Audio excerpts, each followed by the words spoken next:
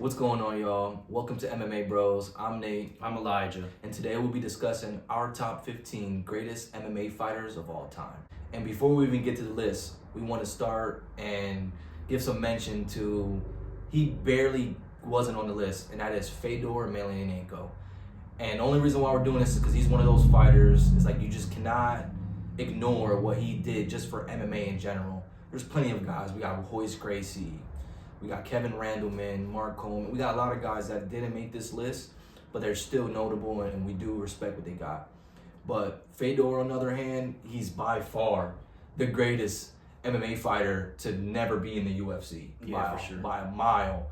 And what he's done, the amount of knockouts, the stone, he was the beginning of the stone face. We see that from Pereira now, but he was the beginning of that. No emotion, even whenever he was just knocking dudes out, the dude yelling in his face, and he was still just stone face, focused, laser focused, and just dominated. He beat guys like Mark Coleman. He beat, a little bit later, he beat Rampage. Wasn't too crazy. Even at his, at his peak, like over his peak, he still was in there to this day, and is close to his 40s, just fighting every day in Bellator and other things like that. So I believe we should mention him into this list. Yeah, for sure. And the only reason he doesn't make the top 15 is because when we compare him to some of these guys that you're going to see on the list, the level of competition of guys that he fought, it wasn't the same as these guys. Mm-hmm. Fedor was fighting in an era where there wasn't as much competition. He was 40-7. When you look at his record, there was guys that, like Antonio Nogueira. He's a good fighter, but like he's not like a win over DC. He's not like a win over Stipe. He's not like a win over Overeem even. And then there's guys that, you'll see Mark Hunt, you'll see Mark Coleman, Kevin Randleman. And these guys are notable wins, notable names. But compared to the level of fighters that these guys beat in our top 15 that you're going to see as the video goes on, it's not the same level. But we do want to mention him because he's definitely number 16 in our opinion. Yeah, and to go over that, the criteria that we're looking at on these is not only just quality, not only just quantity. We're looking at quality, quantity, impact, and the amount of, like, even their aura, in a sense. Like, when you look at these fighters, not all of them, some of them might not have as much aura as others, but they have that thing about them, that dominance. That's truly what is in it. Fedor was dominant during his time. In his prime, he would have been a UFC champion in his prime 100% at light heavyweight. But John Jones was there. Think how he would have lost to John Jones and those and likes of that. Just, I believe that he should be mentioned because of his overall impact to the sport. For the time that he did do those things, it is like when you try to put your perspective in those years, in the early 2000s, late 1990s, when you try to put your perspective in that, you're like, dang, these guys were the best in the world, regardless. And that's what makes the list so hard to put together, because we're comparing two different eras. So keep that in mind. We're comparing two different eras, so it is, this is a complicated list to put together. Yeah, for sure. We argued for a minute trying to figure out this list together. It's surprising that we even agreed on a certain list. So, yeah. But we'll get on with the next one. Number 15, we got Henry Triple C Cejudo. Whatever you want to say about him, whatever hate, the corniness, you got to give him his flowers. He beat DJ very close, kind of like a robbery, but he beat DJ. He won a second belt. He knocked out TJ Dillashaw, and he beat a lot of the top guys in those divisions. So it's like he started falling off, obviously, after his retirement. And even without that, you can literally ignore that, because even if he does fight again, anything he does to his career is not going to tarnish it, because he's older. He took like 3 to 4 year break, and anyone that does that, except for one of the fighters that we have on this list, did that and actually succeeded. So I'm gonna keep this one a little short. I'll let you have your say, but I think based off of DJ and TJ, both those guys, man, it's hard to say, because TJ could have even been on this list, but that's my main argument on why. He's also been a double champ. There's not many double champs, and Yeah, there's nothing much else I can add to that, other than the reason he's all the way down at 15 is because there is some asterisks to his performances. Like against TJ Dillashaw, super weight drained TJ. His chin wasn't there. So there's a little bit of an asterisk there. And then the fight with Demetrius Johnson, it was a robbery. Like, I rewatched the fight, and I thought Demetrius Johnson should have won the fight. And the fight with Dominic Cruz, he beat Dominic Cruz, but there's also an asterisk to that. Dominic Cruz was coming off a 4-year layoff, and he took that fight on short notice. I believe it was like a little bit over a week notice. So there's a lot of asterisks to his performances. So that's the reason why he's all the way down at 15. But even making the 15 is a good is a good spot to be. So, and the main reason why, I mean, arguably, now that I'm really talking about it and thinking about it even harder, Conor McGregor could put here. Spoiler alert, Conor McGregor's not on the rest of this list. So you could honestly put either Cejudo or Conor McGregor, mainly because double champ status. There's not many people in the UFC that have double champ status. So I gotta put Conor McGregor or Cejudo. But on with the next one, number 14, we got Dominic Cruz. And the reason why we rank him higher than Cejudo is mainly because of the quality, or the quantity, I'm sorry. And he has a lot of quality, don't get me wrong. Like, he beat the same two guys too, Demetrius Johnson, and TJ Dillashaw. So, like, and those are both pretty decent fights. Like, it was a split decision against TJ, but he still won against a bigger, stronger guy, in my opinion. And the longevity, the amount of time he actually reigned, and that win streak that he had was substantial. Much longer than Cejudo. Yeah, held the belt for 6 years. Yeah, that's insane. And man, he had I think it was like almost a 2-year layoff, came back, smoked the dude up for the belt again. And he just took another layoff, then fought for the belt. And then he fought against Cejudo, and that's when he lost. But even then, after his downfall, he ended up still beating Pedro Munoz more recently. So you can forget about him getting knocked out. Like, a lot of people look at it like, what have you done for me lately type. And, you know, he's older now. There's a reason why he's commentating. No offense to him. He's one of the greatest. That's why he's on his list. So, man, I'll give the flowers to him. He's definitely number 14. Yeah, and there's not a lot of asterisks to Dominic Cruz's career for sure, in comparison to Cejudo's. Dominic Cruz, like you said, beat TJ Dillashaw, and it wasn't a weight drain TJ Dillashaw. This was 100% ready to go TJ Dillashaw, and he beat him. And like you said, the longevity, he has the quality, he has the quantity over Cejudo, and then he also has the quality of fighters. I think it's about the tide when it comes to quality with them. And I kind of see it as the quantity and the impact of that weight division. Let's be real. And at number 13, we got Kamaru Usman. And Kamaru Usman, first off, before I talk about his career, I want to say that Kamaru Usman was one of my favorite fighters in his prime. He was a fun champion, a great champion. At first, I didn't like Kamaru Usman because he was boring. We all was saying that he's boring, laying up against pushing guys up against the fence and stuff like that, super boring. But as when he became champion, he got like 10 times better. Yeah, for sure. Starching Gilbert Burns, starched Masvidal, and he started to become an entertaining fighter. And not only that, but he was active as a champion, fighting 3 times a year. Look at Leon Edwards. He fights like once a year as a champion. You know what I mean? And then you look at Kamaru Usman and how active he was. That is what makes him so great, in my opinion, too. And then the level of competition he beat. Jorge Masvidal, Colby Covington, Gilbert Burns, Colby Covington twice, Masvidal twice. Who else we got? Damian Maia, and he was grappling with Damian Maia, survived and on the ground. Yeah. Damian Maia was able to take his back, and he was able to survive those positions. And I was a big Kamaru hater at first too, because it was boring, but it was dominant. He was dominant. There was not a lot of times on his rise that he looked like he was in trouble. Yeah. His most closest fight, other than, more recently the Leon Edwards fight of him knocking him out and then him losing, his closest fight beyond those two, who was it? Colby Covington. And he knocked him out. TKO, broke his jaw. So like, I feel like a lot of people kind of discredit Kamaru, and I don't believe that he deserves the hate because he doesn't seem like a bad dude. Sometimes he seems a little corny, but nowhere near Cejudo type level. Yeah. So, and it can be easy to say now that, Colby Covington's trash. Yeah, that's easy to say now after we've seen what he looked like against Leon. But let's be real here. In that Leon fight, Colby didn't look like the same fighter. He didn't, no.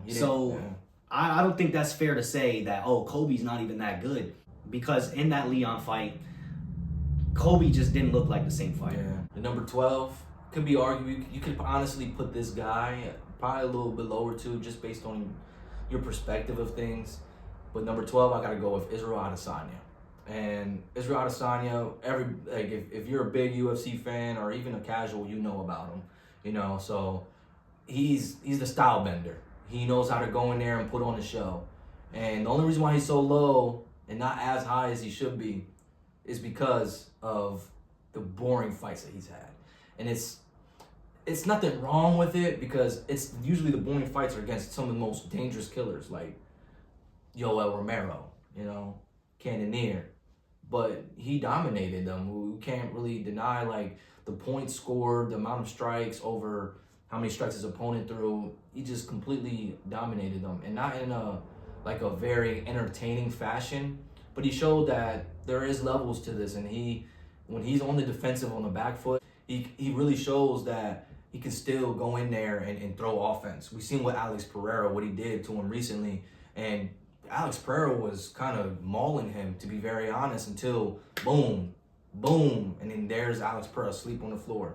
You know what I mean? So I think Izzy deserves definitely to be on the top 15 list, maybe even the top 10, depending on how you ranking your fighters. But he's held the belt for a long time.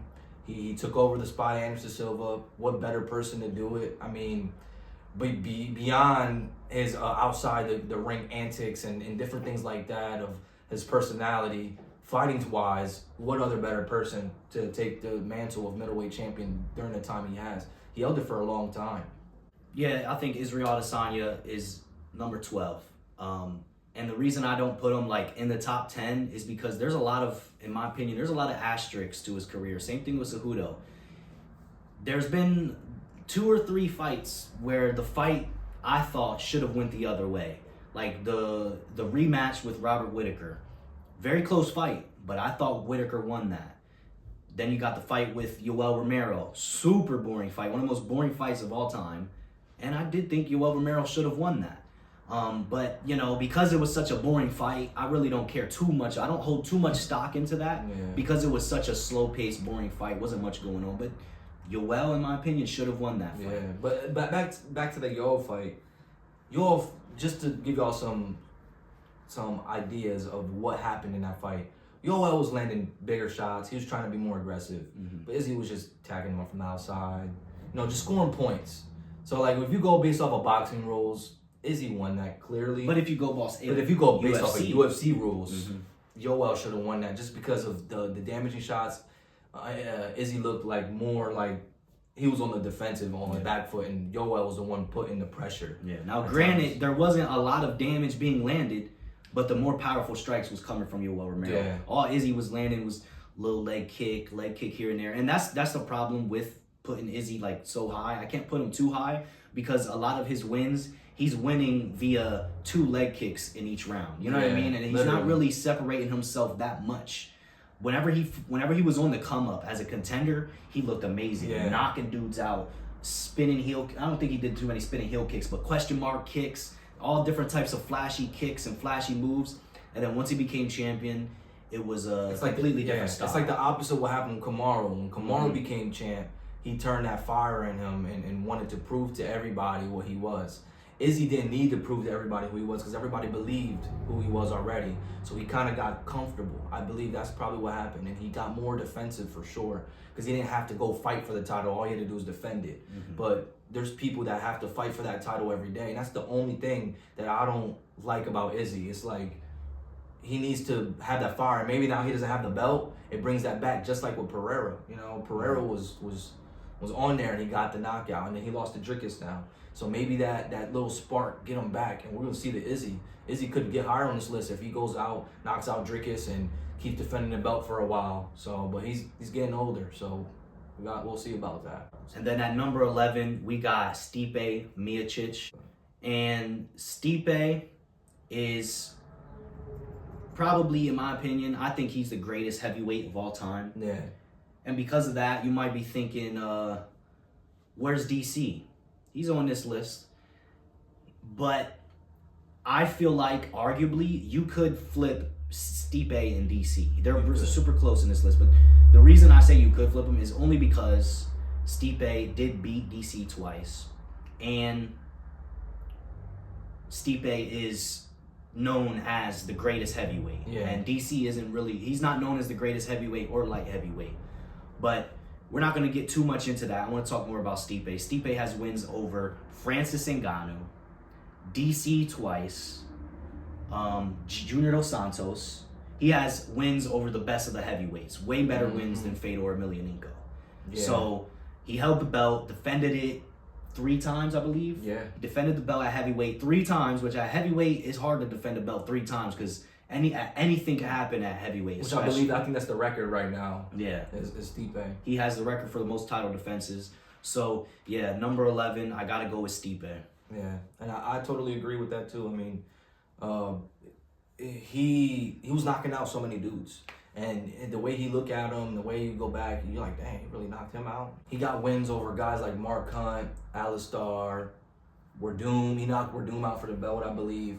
And he was knocking them all out. Let's be honest. And these were guys that are like, Stipe coming up. People didn't, in my opinion, I didn't see Stipe doing what he was going to do. You know, and he just go out there and knock him out. You know, Werdum just beat Cain Velasquez pretty decisively. And Stipe comes up and puts him on his ass. Shows everybody why Werdum really wasn't the champ. It was him. You know, and he held the belt for them 3 fights, lost it, and he got the belt back. 2-time heavyweight champion. I don't think there's, I might be wrong, but I don't think there's anybody else that won the belt twice in heavyweight. Usually they lose it and they're done, you know? So Stipe showed that why he is the greatest. In my opinion, I also think he's the greatest. But we'll get more on to why we believe DC's higher. We'll just get to that point later on. And at number 10, we got Alex Poatan Pereira. And this one was tough because he still is very young into his career, if you want to think about it. He's only been in UFC for like 2 to 3 years, 3 years, I believe. And he's already a double champ. And that's the reason why he's at number 10. Never, ever in UFC history has it been this fast to a title shot, let alone 2. So he goes out there, and let me get on. His name means stone hands. So his nickname means stone hands. And that's literally what he is. He goes out there, that left hook, setting it up with the right, with his leg kicks, some of the best leg kicks I've ever seen, ever. Jose Aldo, probably the best. Jose Aldo is close second, he's close. But Jose Aldo, it's more telegraphed. It's quicker because he's smaller, but it's more telegraphed. Alex Pereira is so disguised, and you can't ever tell when it's going to happen. You don't know if it's going to be, if he's about to lift his leg to hit you in a body shot, or he's going to throw down that foot. You don't even know if he's lifting his leg. Yeah, exactly. He just throws it out there. He flicks it. It's more of a leg flick. Yeah. And the way he kicks is not with the shin of his leg. It's more of the top of the foot. And that sounds dangerous. Don't get me wrong. It sounds like it'll be more painful. But I think that's what gives the more impact into his kicks. This dude goes out there, wins 3 fights, fights Izzy for the belt, knocks him out. Come back, he does lose to Izzy. But remember, Izzy is arguably one of the greatest strikers of all time. And he caught him. And he was winning that fight. He was winning that fight. And to add a double asterisk to that, Mans was cutting like 40, 50 pounds to get to middleweight. Yeah. You know what I mean? It's like he's weighed in like 235, 240 during his past fight with Jamal Hill. And he was cutting down to 185. Right. Like what? Like that's insane. So you can't take away what Izzy did. Izzy did knock him out, but it was the pressure. I think Alex Pereira learned a lot from that. Learned how to pressure more onto the cage. So I think that if Alex Pereira does go on up, this is even, you can even call it more of a hopeful pick onto the list. Because I believe he can rise on this list. If he gets a couple more title defenses and then beats somebody at heavyweight for the belt, no matter who has the belt during the time, he's got to be top 5, top 3. Even he could be even arguably 2 or 1. I'm not trying to be a meat rider or anything like that. It's unheard of. It's really unheard of how his career is unfolding. Yeah. And Alex Pereira, the reason we have him over Izzy, even though Izzy beat him, is because Alex Pereira also beat the guy that beat Izzy. And he beat him bad. He freaking slept Sean Strickland in the first round, made him look like he didn't even belong there. Yeah. And then you see what Sean Strickland did to Izzy. Yeah. So I think Alex is over. He has Alex also beat. I'm sorry, I didn't mean to cut you off. Alex also beat Jan Blachowicz. And we know what happened with Izzy and Blachowicz. Blachowicz dominated Izzy. With Alex Pereira, with that physicality, the strength, not even being weight drained as much as he was in middleweight, it showed that there's levels. He does have the skill to be in middleweight, but him being his natural weight, more natural weight, it's different. It's different. So if Izzy went up to, my opinion, if Izzy went up to light heavyweight, he's not contending with that power. I really don't believe so. Yeah, man. Like, Alex Pereira is everything Israel Adesanya wishes he was. And that's the reason why we put Alex over him. Alex went up to light heavyweight and did what Adesanya couldn't do. He knocked out Sean Strickland. He knocked out Yuri Prohaska. We see how beast Yuri Prohaska is, man. If the only reason Yuri loses is because the ref always stops it too early. Because this dude will always find a way to win. We've seen that against against Alexander Rakic. He was getting torn up. Against Glover, he was getting torn up, but he still finds a way to win. And Alex Pereira put that guy out. Now, it was a little bit of a controversial stoppage, but regardless.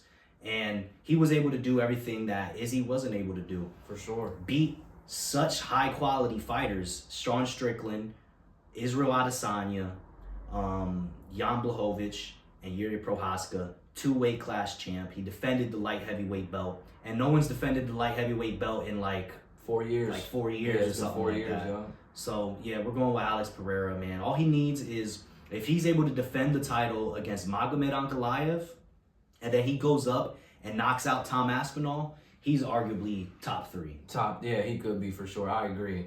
And then the bigger guys, it takes less, in my opinion, to be on this list, because the power, the physicality is much different. I don't think a lot of people understand that.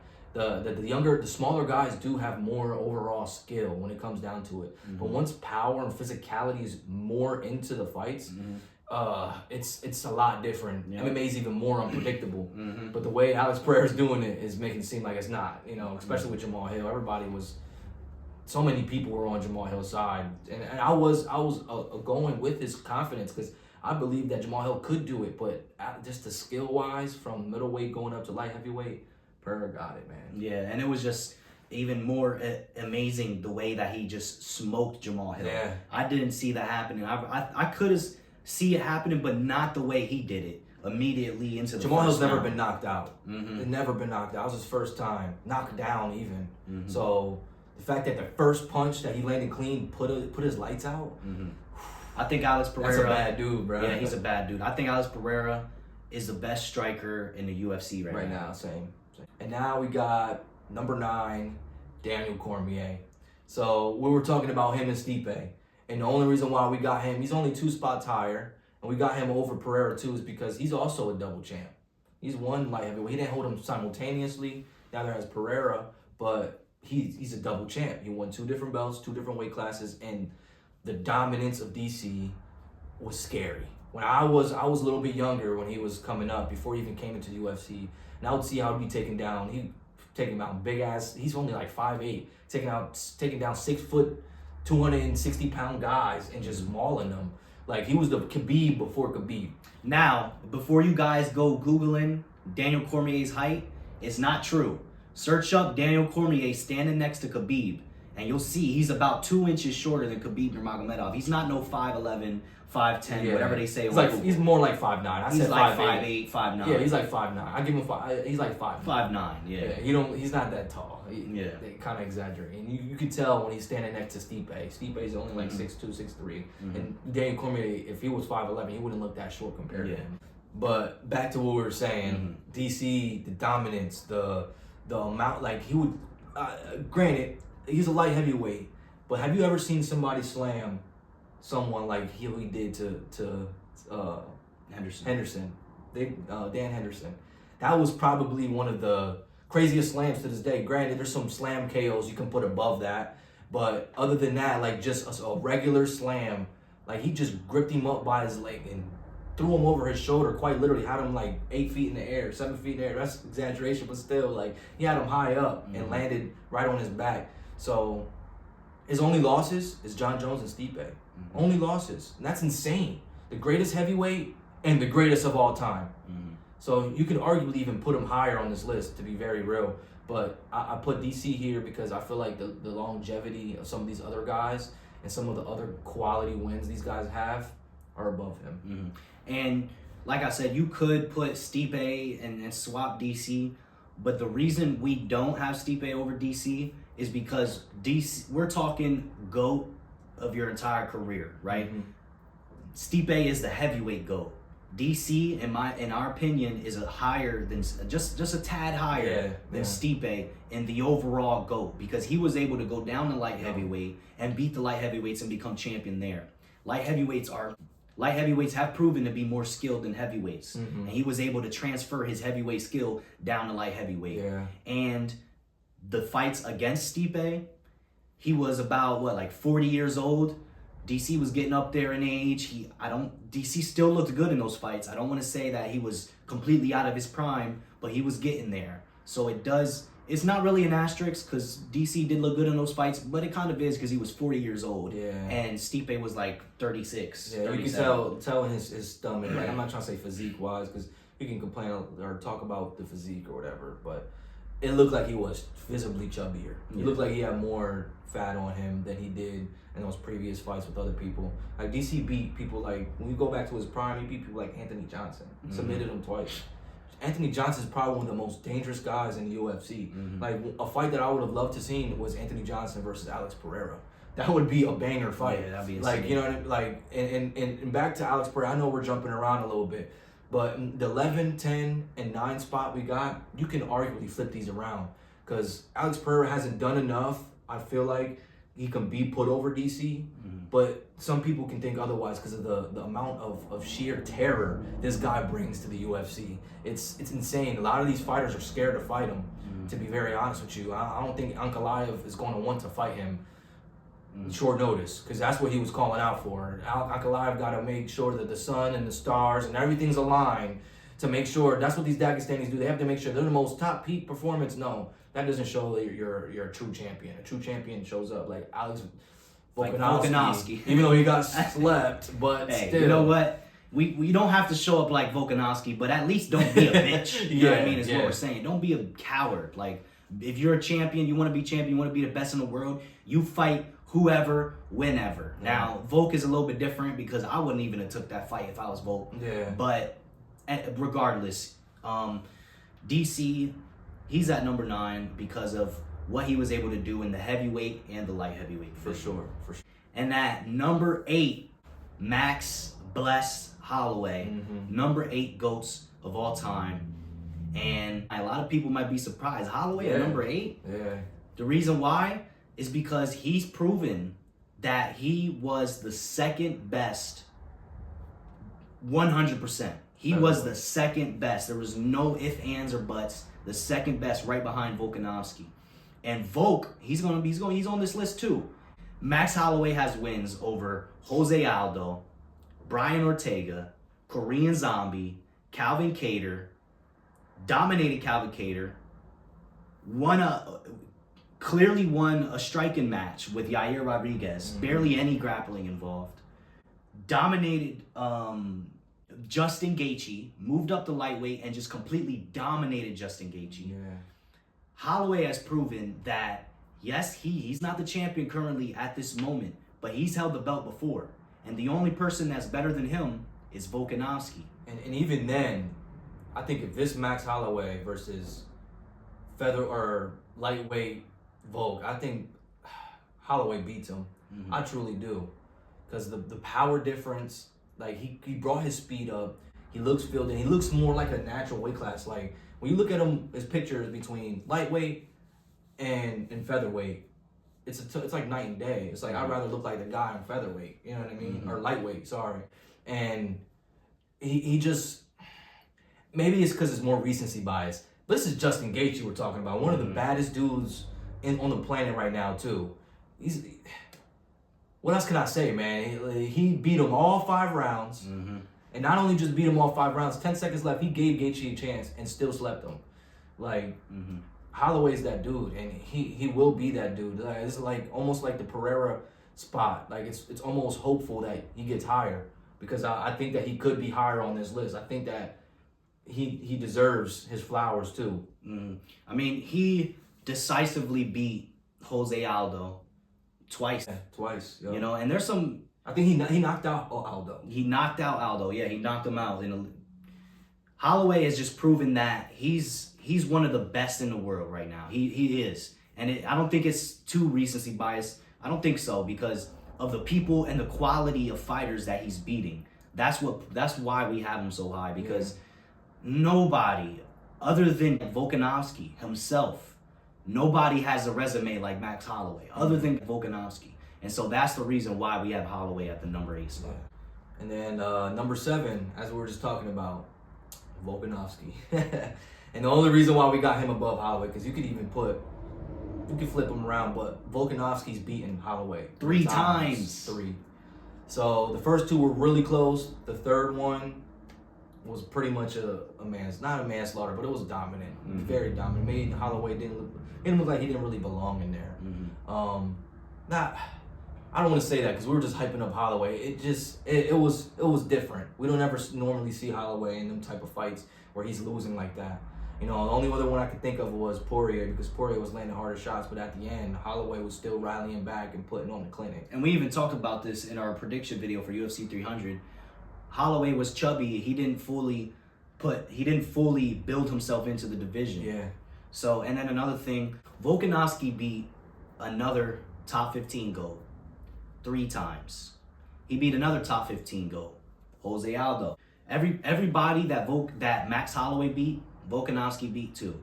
So he has the same resume of Holloway, except even better because he beat him 3 times. He also has a couple defenses too on his belt. And a lot of people are talking about, oh, who's the greatest featherweight of all time? Volkanovski. Because that's true. I think so too. Definitely, I think Volkanovski is the featherweight GOAT for sure. So Volk just overall, his dominance, he's very similar dominance to the way Kamaru Usman was, just the win streak and the amount over time, and just kept going. He was also an active champion. So and honestly, man, Volk could be in the top 5. He could be, Jose Aldo's on this list. Like we said, Jose Aldo's in here somewhere. I think he could be over Jose Aldo because he had a better career than Jose Aldo. You know, now that I'm thinking about it. Now, Jose Aldo, we're going to get more into that a little bit later, but Volkanovski, he beat Holloway decisively. Not decisively the first 2 ones, but the third one, he beat him decisively, and he beat Holloway 3 times. And Holloway, we just seen what he did to Gaethje. Yeah. Went up and dominated Gaethje. So that just makes Volkanovski's 3 wins over Holloway look even 10 times better. So, number 7, we got Volk. I think he could even be a little bit higher. After seeing what Holloway did to Gaethje, it puts him up a little bit up on the list, even with the 2 KO losses. His last two losses were KOs. He didn't look too good, but the Islam Makhachev fight, we just talked about that. He took that on a week notice. He was chubby.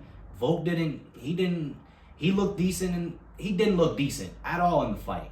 So, and then there's no asterisk to the Topuria fight, I'll admit, but he dominated Max Holloway. And we seen what Max Holloway just did to Justin Gaethje. So I think that puts Volk a little bit higher. Yeah, for sure. And casuals, don't get mad at me on our next pick. Because we know you nut grabbers love this guy. But number 6, we got to give a credit to him, is Khabib Nurmagomedov. And listen, I wanted to stay far away from this list for a minute, mainly because I'm humble enough to understand that Khabib is one of the greatest fighters, MMA fighters of all time. His dominance, he didn't get touched. Like, most of his fights leading up, bro was like taking less than like 4 punches. You know what I mean? Like, and he was demolishing people. Poirier, McGregor, McGregor was if McGregor would have beat Khabib, we wouldn't be talking about Khabib right now. You know what I mean? So like, he beat these guys in very dominating fashion, like just grabbing their nuts, taking them down, and pounding them. No homo, no diddy. So like that's what he did, and he was undefeated. And that's the main reason why I can't really get too much into it, because I'm not a big fan, but I got to give him his flowers. He's definitely number 6. Yeah, for sure. Khabib, he retired early, so that puts an asterisk. For but sure, then again, yeah. like he was, like you said, untouched, dominant in every fight, and Khabib does have quality level fighters. He does have wins over Poirier, McGregor, Gaethje, RDA is a pretty good win. But it kind of falls off from there. But it's the dominance. It's the fact that he retired undefeated, and the dominance is what puts him so high on the list. And I was never really a Khabib fan either. But I respect him for what he does, and I know that he's number 6, maybe number 5, maybe I don't think so, but number 6. He paved the way for all these Russian and Dagestani wrestlers. Yeah, for sure. And I just wanted to mention this, like. You guys are probably thinking, like I said, the Dagestani casuals, oh, where's Islam on the list? Where is he? He could be on this list. I think he could be. You can throw him in somewhere in here, mainly because he's very similar to the way he's got knocked out, And there's some close fight with Volk, too. So that with a smaller guy, that's what really puts it down. But Volk is on the list, but he's smaller. Let's be honest. Islam's a weight bully. He could go up. He don't need to be fighting in that weight class. But he is in that weight class. And Volk is a much smaller guy. So, and honestly, man, now that you bring up Islam has more quality than Khabib, I think. But he's less dominant. Yeah, less dominant for sure. That's yeah. So you could put him in the top 15, but in our top 15, I feel like Islam needs some more dominating wins next. I'll say if Islam could beat who would be his next? Poirier. If he could beat Poirier, and then... But even then, beating Poirier's not that... Because Khabib beat Poirier. You know what I mean? But there's some other guys, like, who's a scary guy for Islam at lightweight? Honestly, Chandler. I think so because of his smaller base. It's going to be harder to take him down. Islam's going to have to knock him out. But even then, it's like... It's Chandler. Like, I love Chandler. He gets unnecessary hate. But I think... It's still not as the quality of lightweight isn't as crazy as it. If Islam can get 3 more title defenses, he's for sure top 10 GOATs. Top 10 for sure. Yeah, 2 or 3. And it depends of the guys he beats and how he beats them. Yeah. He could even, if he gets 3 more title defenses against very good fighters, scary matchups too, and dominates them. He's like top 5, top 8. He could be top 5, top 8. Yeah, I can agree with that. He could take Khabib's spot and Khabib goes down. So that's more of a potential thing. We see his potential. Islam's a much funner fighter. But on with that, we're talking about the greatest of all time. And we got number 5, Jose Aldo. And we were just talking about him. And you got to be honest, his reign was a long time. For a very long time. Ever since I was young until in my teens. It's kind of crazy to think about it that way. And he has, like I said, one of the best leg kicks of all time, too. Alex Pereira is just above, just because he's so much powerful, the way he flicks it. But Aldo he created the trend of leg kicking. Like he put that on the map and showed how really effective that was. And this sounds dumb, a leg kick. No, but they're one of the most dangerous tools an actual kickboxer or MMA fighter uses.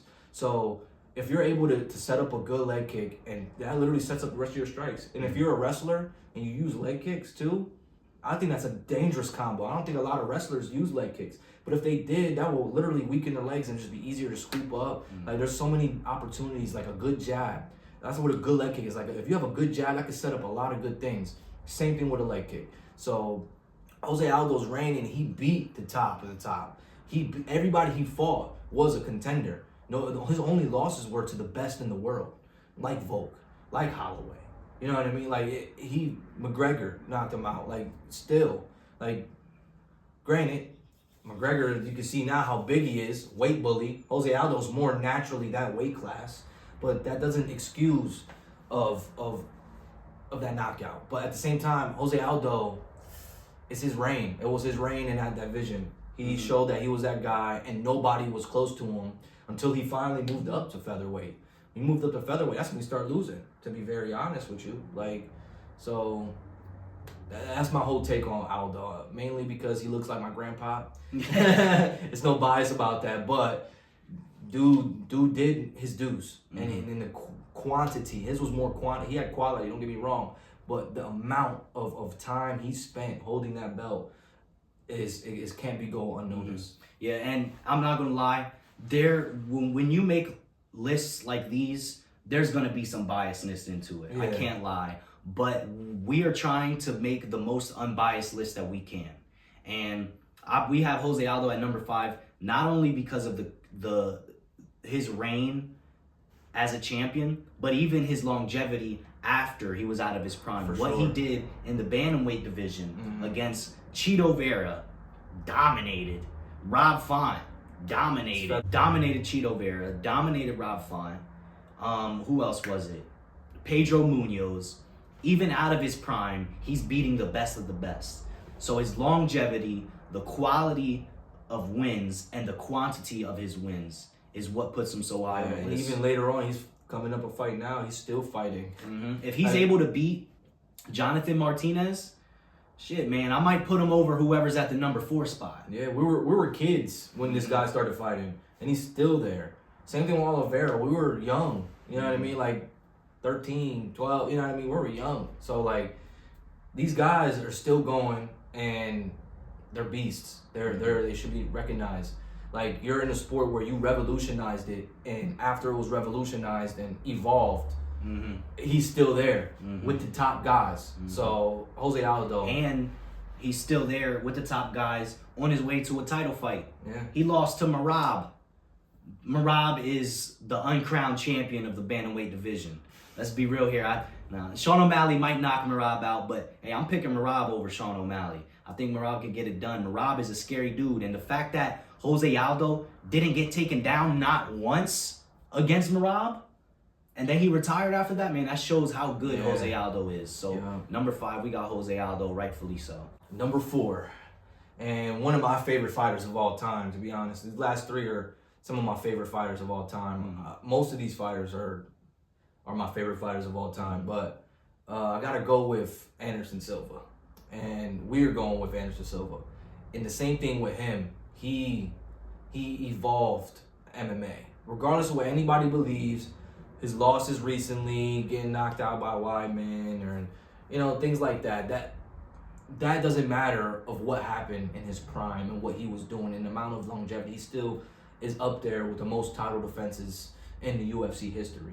And that shouldn't go unnoticed. People, the quality of the fighters then weren't as good. That's because it was different then. He's not really a pioneer, but he's one of the beginning guys that put UFC on the map.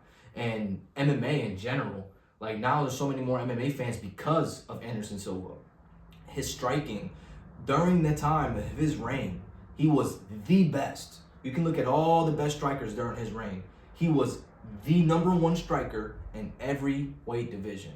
Pound for pound, best striker. And even then, when he was older, he was still putting in that work. People talk about the Jake Paul fight. Bro, he's like in his 40s. Like, people fall off, man. And he was whooping on Jake Paul. And there was moments where he was doing good. Exactly. A young guy, 20 years younger than him. So it's like, give Anderson Silva his credit. He's definitely number 4. And that's boxing. Anderson Silva's an MMA fighter. Kicks are a huge part of his game. For sure, yeah. And I think it's very, very wrong to say about the time that he was fighting. The people who was being, you could say, Forrest Griffin and Rich Franklin and Forrest Griffin. Like, those guys were the best in the world during that time. Do you not understand that? Like, put yourself in that perspective. Put yourself in those shoes. And think about it during that time, during that era. He was demolishing the best of the world. Best in the world, period. Regardless of what anybody says or what they try to make you believe, Anderson Silva's got to be top 5. Yeah, and another thing, like, you can say, the quality of fighters weren't as good, and that's understandable in my opinion. I think it's understandable, but how I'm going to rebuttal that, Anderson Silva went to a decision with Israel Adesanya out of his prime. Israel Adesanya on the come up when he was knocking dudes out, and he was the aggressive fighter at the time. He wasn't like being a pussy. But in that fight with Anderson Silva, he was kind of being a pussy. A lot of back foots and fighting on the outside. He didn't want to exchange with Anderson Silva. For Israel Adesanya to be, let's say how it is, afraid to exchange with Anderson Silva out of his prime, That shows how good Anderson Silva is, and that shows how his skill translates to the nowadays. Think about DC. He was dominating all those dudes because he's so freaking good. Imagine if Israel Adesanya was back then. He'd have been doing the same thing to Forrest Griffin. Yeah. He'd have been doing the same thing to Rich Franklin. Yeah. So that shows that Anderson Silva has the skill to compete with the fighters of the nowadays, in my personal opinion. And that's why I think he still belongs in the top 4. And mine, I'll mention this too. When he fought DC, that was short notice, and it was in light heavyweight. Nobody thought Anderson Silva was going to fight DC, ever, in a million years. And then I forget who backed out of that fight specifically. Anderson Silva took that on short notice, and DC had to grab him the whole time. You know, DC would strike with people too. Like, you go back, you see a lot of wrestling, you do. But DC could strike too. You see with the Stipe fights, you see with all these other fights. John Jones, he tried to strike, but it just didn't work against Anderson Silva. Anderson Silva took him down, and even then in the 3rd round, I believe it was the second or third round, he hit DC with a nice body kick and had him hurt. Had him really hurt, and could have done something still. To light heavyweight DC.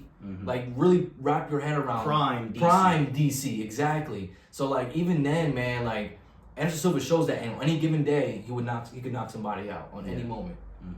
And once again, 11 title defenses.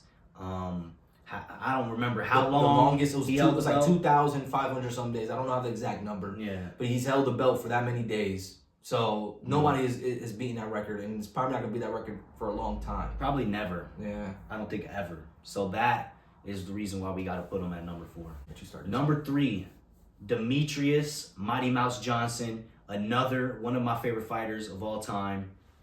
And Demetrius Johnson, man, he was such a dominant champion at flyweight. 11 title defenses, just like Anderson Silva. And the thing with DJ is the quality. The quality of the fighters that he beat are better than the quality of fighters that Anderson Silva beat. And Demetrius Johnson, he's even winning now at 1, beating Moraes. A much bigger guy, too. Like, he should not be in that weight class. Man, when you look at what DJ's done, pound for pound, he could be number 1. Pound for pound, if this dude was 6 foot, he don't even got to be 6'2", 3, 4. He could just be 6 foot, and he's like light heavyweight champion easily, in my opinion. I really believe so. His wrestling, his technical ability. My boy went over to the jiu-jitsu competition against a brown belt that just won against his division. Dude's like 200 and something pounds. DJ's a $140 soaking wet, $150 maybe. Yeah, I don't even know, but he's around there. So like, a dude over 100 pounds heavier than him, and beats, and he's not a bad jiu-jitsu. That's not like some jiu-jitsu bum. He's a brown belt, and that brown belt that he beat was literally beating everybody in his division. He won his whole division, went through his whole division, and DJ goes out there and beats him. So like, when it comes to overall mixed martial arts, this dude is the epitome of mixed martial arts. You can honestly, striking. And his striking. There you go. He went with Rod Tang, and it wasn't like, obviously Rod Tang is more of a gritty fighter. He's much more grittier. So it looked like Rod Tang was winning on the stand-up, but DJ was still in there. He was hanging in there. He was landing some shots, some good shots. And once it got to the MMA section in that fight, he took him down and submitted him easily. You know, one of the most dangerous dudes in the world is Rod Tang. And he was weight class. Yeah, and he was able to have a competitive first round of Muay Thai with Rod Tang, probably the best bantamweight Muay Thai fighter in the world. Yeah. So that is impressive. So Demetrius Johnson, number 3 for sure. Yeah. And at number 2, we got GSP, and the G stands for GOAT, because he's one of the GOATs for sure, man. Like, his reign as well, he beat everybody in his division. Now, and it sounds like I'm saying that a lot with these fighters. That's exactly what they did. They beat everybody, everyone from all the way up to at least top 10, 15, and on the rise, they were beating people. So anyone that came through their way, they beat them. His losses, he beat them. When he lost to those guys, he ended up beating them back. He got his one back. Matt Serra demolished him in his next fight. You know, so like, he held that belt for a long period of time. I think he's a close second to Anderson Silva. He's around 9 defenses, I think. Yeah, 9, I believe. So he's up there too. The title defenses in the era he created what welterweight is today. You know, still to this day, like, Kamaru Usman's a great, don't get me wrong, but the way and the fashion that GSP was doing these things, like, he started off as a stand-up fighter, and then ended up becoming a wrestler later on. That shows mixed martial arts. That shows the well-roundedness of this guy, and revolutionized welterweight division forever. You know, nobody's gonna fight. If it wasn't for him, it wouldn't be what it is. Just like a lot of these other guys in each respective division, like it's crazy. I gotta give him his flowers too. It's a close second to the number one spot. If he also won the middleweight belt against Bisping, granted it's against Bisping's a great. He's in the top 20, top 25. I give him that, but he isn't. You know, he's not the best middleweight to win the belt against, but he still ended up capturing gold. Mm-hmm. He finished him, did he not? Yeah, right? he finished Bisping, and not later on in Bisping's career, he wasn't really getting finished like that. Mm-hmm. He was the one beating people. And you know what? I don't think Michael Bisping's all that bad. I mean, I don't think so either. Michael Bisping beat Anderson Silva. He did. Yeah. He got knocked out in that fight. Yeah, but he still beat him somehow. So yeah, he got knocked out and still ended up winning, which is crazy to ever hear. Yeah. So yeah, that's facts. I can't disrespect Bisping. You know, like he did a lot for the sport. He's not the best champion we've ever seen, but he's not exactly the worst. Is what we're saying. He's not even close. He's like middle of the pack. I give him that, middle of the pack for sure.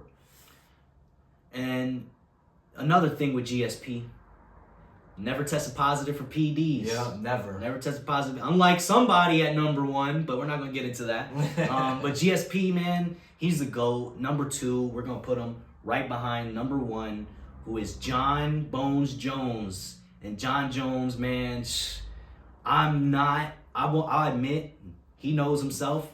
I'm not the biggest John Jones fan.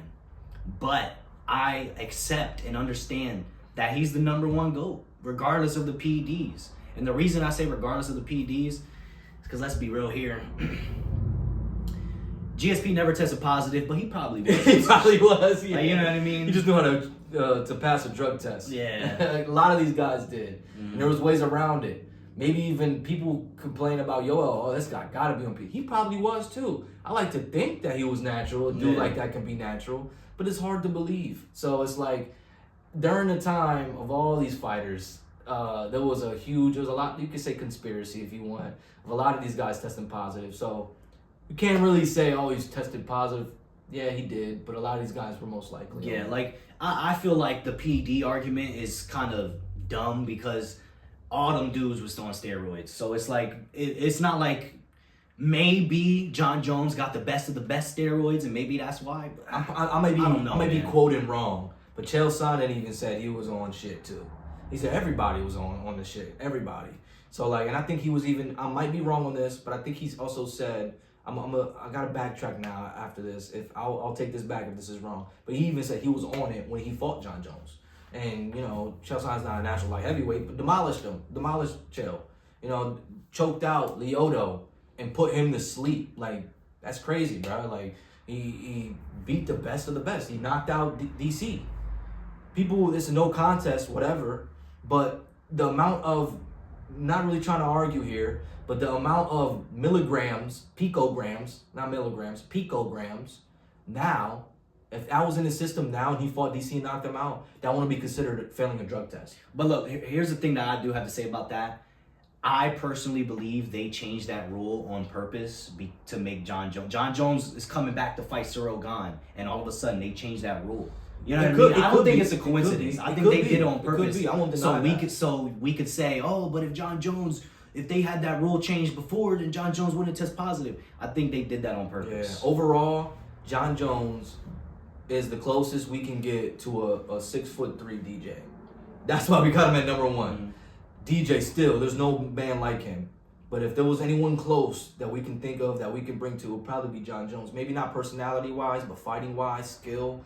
The spinning elbows were great from him. Like, we didn't see many of those. When he would spin around, hit him with a back elbow. Like, his only loss is to a guy that he beat the crap out of because of an illegal elbow. And he was going to finish him if he didn't throw that elbow anyways. Mm-hmm. He was going to finish him with just the punches. He didn't need to throw that elbow. Mm-hmm. So, like, it's hard to say, and he never lost the belt. When he lost the belt, it was because of his own volition, his own thing. Like, he didn't lose it by losing, But I do need to mention this. There is an asterisk because Dominic Reyes should have won that fight. Yeah. We seen, you know what I mean? He won 3 rounds to 2. But yeah, you could say that the round you're talking about, it's close. I'm 50-50 with that. I believe you're saying, but I don't think it's that big of an asterisk because Dominic Reyes during his prime was knocking dudes out too. No, I'm not saying it's bad to lose to Dominic Reyes. All I'm saying is he's not, in my opinion, completely, in my opinion, undefeated, in my opinion. He's just not, because he should have lost that fight to Reyes. Yeah, but that's iffy though, bro. That's iffy. I watched it. It was pretty clear. It was pretty clear. You have to rewatch it. I will. Mm-hmm. It's hard to say because he still won. Shots. He still won the fight, regardless of what you're saying. He won the fight, so you can't take that away from him. And then afterwards, he still won. You know, he kept winning. You know, the Gustafsson fights were really close. Still beat the crap out of him. Close fights as well. Some people think Gustafsson could have won. And if the stuff that John Jones is saying is true, dude's out partying the night before and all this stuff, and then he fights Gustafsson the next day, that's insane. Like, he's snorting cocaine, drinking alcohol, whatever drugs he's doing, and he's still the best in the world. Mm-hmm. Look at Ryan Garcia. I mean, the cocaine is kind of a cheat. You can't really say cocaine's a bad thing. But that would show up on a drug test. It should. It would. You can't really, unless if they're just giving someone else's pee or something like that. Regardless, though, it's probably the best basis for any combat sports. We've seen it with Ryan Garcia and John Jones. Yeah. Coke and alcohol. It's like, I love Coke, alcohol, and partying. and partying. That's the best base for fighting. That's the best base for fighting. As long as you do it like a couple of nights before or the night before, you're chilling. Yeah, you're going to win the next fight for sure. Do it, guys. Trust me. No, don't do that. Don't do that. But John Jones, got to give it to him. Even on all those substances, Mans was dominating so many people. Majority of his fights, he was dominant. Mm-hmm. And went up to heavyweight, demolished Soroka. He made that fight look fixed. I don't think it's fixed, but he made that fight look super set up. The way he beat him, there's an argument that it might be fixed. It might be, but regardless, we gotta give it to him. He went up to heavyweight and made it look easy. And that's where we'll wrap it up. That was our list of our greatest top 15 MMA fighters of all time. Let us know your list and what you guys think. Where would you flip around? Maybe some controversial things, whatever you want. Leave them down in the comments below. Mm-hmm. I'm Nate. I'm Elijah. And this is MMA Bros. We hope you guys have a good night.